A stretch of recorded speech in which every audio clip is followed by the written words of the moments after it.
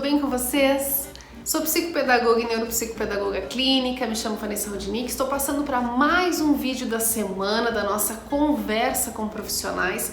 E o tema que eu trago para vocês hoje é um tema bem bacana de ser discutido, que ele é muito comum, mas muitas vezes cai no desconhecido ou por desconhecimento não sabemos como trabalhar com ele. O tema do vídeo de hoje é controle inibitório. Vamos conversar sobre isso então? Vem comigo!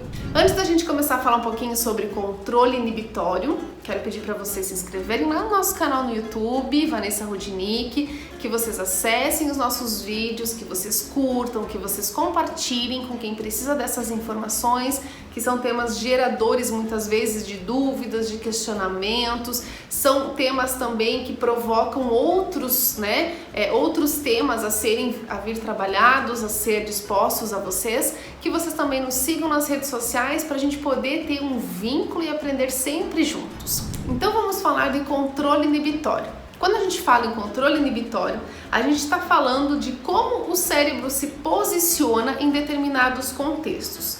Falar de controle inibitório é falar da habilidade de inibir respostas. É da habilidade que eu tenho de controlar as minhas respostas. É da habilidade que eu tenho de não ser impulsivos em relação às respostas que eu tenho que dar. É a habilidade que eu tenho em esperar a minha vez de falar. É a habilidade que eu tenho em não atropelar os pensamentos, sendo que muitas vezes esse atropelamento é vindouro por uma outra questão neurobiológica. Então, quando a gente fala especificamente em controle inibitório, nós estamos falando nada mais, nada menos do que na capacidade de pensar antes de agir.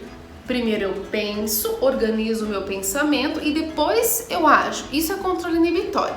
O que a gente tem visto muito, num número muito grande, são crianças, adolescentes e até adultos, principalmente motivados pela pandemia ou por questões de estarem entediados ou por ansiedade ou por fatores neurobiológicos, principalmente em crianças que têm déficit de atenção, principalmente em crianças que têm o TAG, que é o transtorno da ansiedade generalizada, ou o TOD, que é o transtorno opositor, que muitas vezes já vem com a negação, numa impulsividade muito grande, é que elas perdem o controle inibitório e elas não se dão conta disso.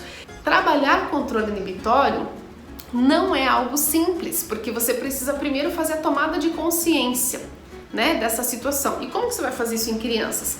Então, em clínica, a gente trabalha com modelos de autorregulação para esse cérebro, certo? E com esses modelos, a gente acaba conduzindo o cérebro a pensar antes de fazer qualquer tomada de atitude. Então, antes de eu tomar uma atitude, antes de eu reagir a qualquer situação, eu penso em como eu vou fazer isso. Só que isso são modelos de autorregulação feitos em clínicas que, por vezes, na escola, a situação é mais complicada, porque os estímulos são muito maiores. Então, como trabalhar com a criança que não tem esse controle inibitório em escola?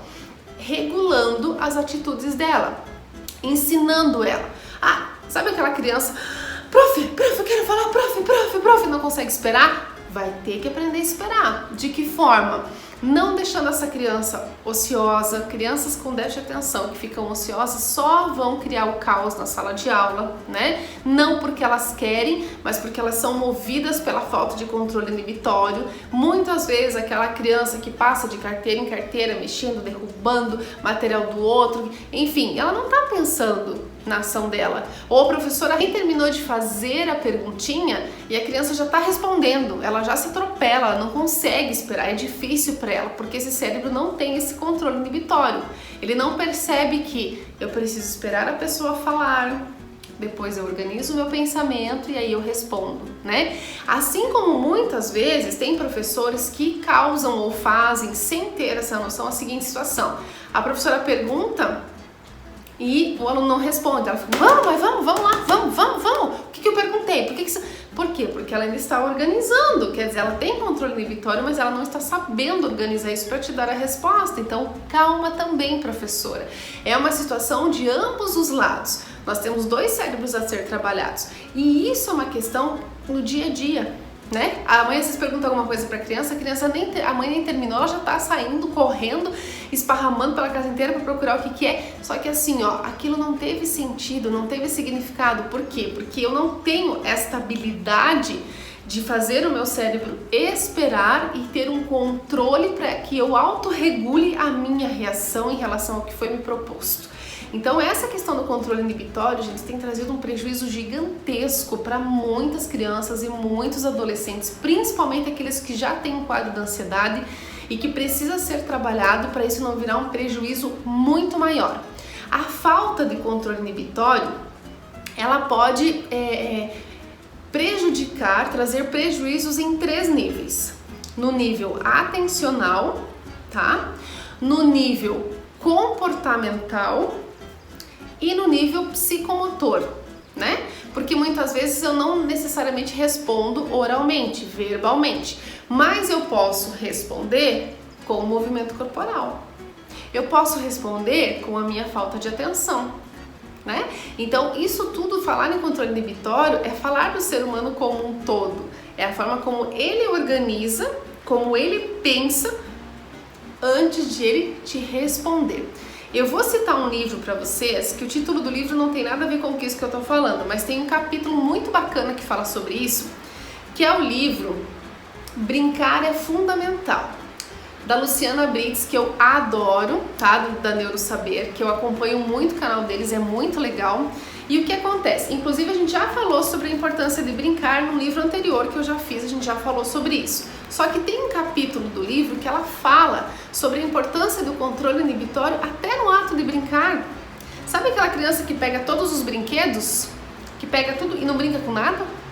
Que desorganiza a casa inteira e não consegue focar em absolutamente nada, que não sabe para que serve aquilo, para que o brinquedo serve, como que brinca, que não entende a regra da brincadeira, que as outras crianças estão brincando e ela está inserida nesse contexto, mas ela não está entendendo nada do que está acontecendo. Então, por vezes, isso também acontece em atos simples do dia a dia da criança. Então eu sugiro para vocês, eu não quero ler uma coisa. Então assim, esse capítulo é bem bacana, bem interessante, gente, inclusive está voltado para o ato de brincar, dentro das nossas possibilidades que o infantil nos proporciona, que é o ato de brincar, e é muito legal. Então sugiro para vocês também, sempre trocando ideias e informações, nós vamos aprender juntos, tá, gente? Fico à disposição, vamos conversar sempre mais sobre essas coisas bacanas, interessantes e de grande conhecimento para nós todos, tá? E até o nosso próximo vídeo. Tchau, tchau!